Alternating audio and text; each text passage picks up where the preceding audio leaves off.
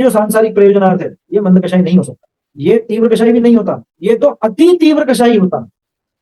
उसमें शास्त्र में है सांप जैसा लगता है, दो रसना वाला, दो जीवान होती, सांप की दो जीवान होती है, ऐसे सांप जैसा बताया इस व्यक्ति क्या, इधर भी और उधर भी। समझ में ही बात कि हम तो जहां हमारा प्रयोजन सदेगा वहां जाएंगे, और प्रयोजन तो संसार के ही। लेकिन समस्या यह है कि तुम लौकिक प्रयोजन लौकिक कार्यों से साधते, वहां दिक्कत नहीं थी क्या, लौकिक प्रयोजन को लौकिक कार्यों से साधते उसमें समस्या नहीं थी, हाँ तो पाप, लेकिन वहां अति तीव्र कषाय नहीं। लेकिन ये लौकिक प्रयोजन को सांसारिक प्रयोजन को पारलौकिक साधन से साधना चाहता है, मोक्ष के साधन से संसार साधना चाहता है, ये है अति तीव्र। जैसे सांप होता है, सांप सांप क्या करता है, तो दूध का भी जहर बनाता है, सांप को दूध भी पिला, अब दूध तो पोषण का साधन है, दूध तो सभी जनों के लिए पोषण का साधन है ना। तो अ, सांप जो है वो दूध भी पिएगा तो वो जहर बना, ठीक ऐसे वो उसके जहर का पोषण करता, ठीक ऐसे इसने अमृत जैसे धर्म का भी साधन किया, लेकिन पोषण किसका किया, अपने सांसारिक प्रयोजन, उस जहर, जहां पे धर्म का ठिकाना भी नहीं है। लेकिन वहां अगर मुझे बुलाया जाए, क्या मैं यूं यूं तो मैं ऐसे ही बात करता हूँ, बुलाया जाए चाहे नहीं बुलाया जाए वो एक अलग मुद्दा। लेकिन जब मैं सच्चे देवशास्त्र गुरु की बात करूं तब तो बिल्कुल जो लिखा है टोडरमल जी ने वैसी बात करूं, है ना, क्योंकि आप सब सभा में वही सुनना चाहते हो, है ना, और आप भी वही बात जानना चाहते हो, आत्मा की बात जानना चाहते हो, वही सब बातें करूं। लेकिन जब कोई विरोधी विपरीत व्यक्ति जिसमें देवशास्त्र गुरु का कोई लक्षण भी नहीं पाया जाता, और मैं उसकी सभा में भी जा पहुंचू बुलाने पर या बिना बुलाए कैसे भी, किस लिए, अरे वहां पे मान होगा, वहाँ हजारों के बीच में हम खड़े होकर के बात करेंगे, बोलेंगे, इनके लोग भी हमारे फेवर में होंगे, कुछ ना कुछ तो आई जाए वो। बोलो ये क्या है, ये सांसारिक प्रयोजन नहीं है तो क्या है, पढ़ाई के लिए ज्यादा ना, पढ़ाई के लिए। फिर इसमें एक तरफ और होता है, यार हम तो क्या है वो सामंजस्य, सामंजस्य के विचार, सामंजस्य के,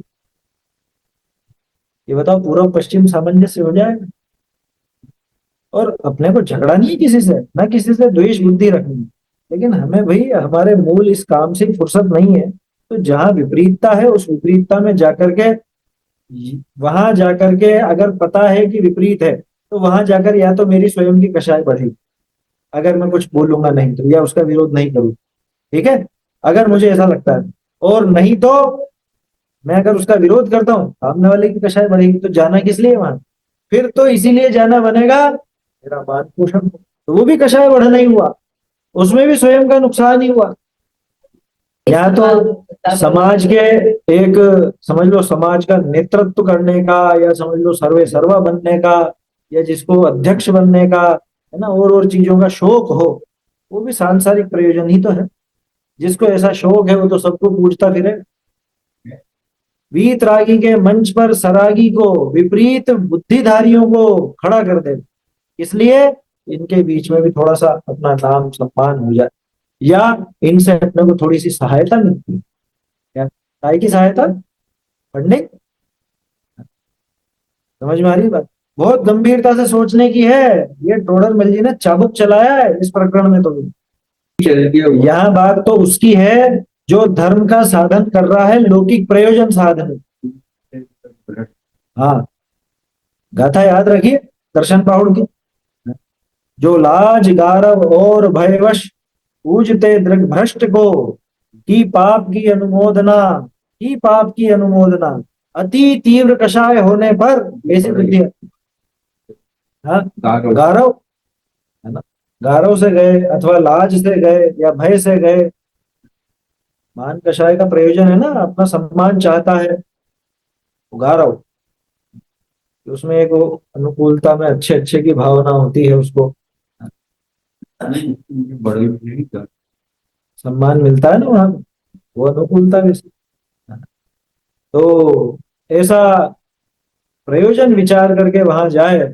जहां पे कहाँ जाए, जहां बिल्कुल धर्म से विरुद्ध बात हो, जहां बिल्कुल धर्म से विपरीत व्यक्ति हो, ऐसे व्यक्ति से संपर्क भी रखे, तो वो तो वहां स्पष्ट समझना कि सांसारिक प्रयोजनार्थ धर्म धारक व्यवहाराभासी है। और कल अपन ने चर्चा की थी, ये जो व्यवहाराभासी है सांसारिक प्रयोजन वाला, ये तो पापी ही है। कुल अपेक्षा और आज्ञा परीक्षा रहित वाला तो कदाचित अपने भावों के हिसाब से पुण्य भी बांध ले वे, मंद कषाय हो तो। लेकिन यहाँ मंद कषाय बनेगी नहीं, इस जगह मंद कषाय नहीं बनेगी, ध्यान रखना। अभी थोड़ी देर पहले जो अपन ने बात की ना, ये ग्रहित मिथ्यात्व में तीव्र कषाय ही होती है, इसमें तो स्पष्ट तीव्र कषाय है। या कुल अपेक्षा वाला मंद कषाय भी हो सकता है ना। आज्ञानुसारी परीक्षा रहित मंद कषाय भी हो सकता है, लेकिन ये जो सांसारिक प्रयोजनार्थ है ये मंद कषाय नहीं हो सकता। ये तीव्र कषाय भी नहीं होता, ये तो अति तीव्र कषाय होता। हाँ, ये मोह का अगाध महात्म्य है। वो सही लिखा, वो दो जीवान वाला। हाँ, वो तो शब्द लिखा है, उसमें शास्त्र में है, सांप जैसा मतलब द्विजीव नाम आता है, या दो जीवान वाला, द्विरसन भी कहते हैं उसको, दो रसना वाला। दो जीवान होती, सांप की दो जीवान होती है, ऐसे सांप जैसे बताया इस व्यक्ति ने, क्या इधर भी और उधर भी। समझ में ही बात कि हम तो जहां हमारा प्रयोजन सधेगा वहां जाएंगे, और प्रयोजन तो संसार का ही। लेकिन समस्या यह है कि तुम लौकिक प्रयोजन लौकिक कार्यों से साधते, वहां दिक्कत नहीं थी क्या। लौकिक प्रयोजन को लौकिक कार्यों से साधते, उसमें समस्या नहीं थी, हाँ तो पाप। लेकिन वहां अति तीव्र कषाय नहीं। लेकिन ये लौकिक प्रयोजन को, सांसारिक प्रयोजन को पारलौकिक साधन से साधना चाहता है, मोक्ष के साधन से संसार साधना चाहता है, ये है अति तीव्र। समझ में आई बात। जैसे सांप होता है, सांप सांप क्या करता है, जो दूध का भी जहर बनाता है। कहावत है बस, सांप वास्तव में दूध दूध नहीं पीता, लेकिन कहावत है, इस वजह से अपन वो बात कर क्या, सांप को दूध भी पिलाओ। अब दूध तो पोषण का साधन है, दूध तो सभी जनों के लिए पोषण का साधन है ना। तो अ, सांप जो है वो दूध भी पिएगा तो वो जहर बना, ठीक ऐसे वो उसके जहर का पोषण करता। ठीक ऐसे ही इसने अमृत जैसे धर्म का भी साधन किया, लेकिन पोषण किसका किया, अपने सांसारिक प्रयोजन। उस जहर, अमृत से जहर बनाने का काम कर रहा है। सांसारिक प्रयोजनार्थ जो व्यक्ति है, ये अमृत से जहर की खेती करता है। समझ में आ रही है बात। अमृत से जहर की खेती, क्या कहें इसके लिए, और मतलब और कोई उदाहरण नहीं सूझता मुझे तो इससे बढ़िया। अमृत से जहर की खेती, धर्म का साधन कर रहा है, इसलिए सांसारिक प्रयोजन।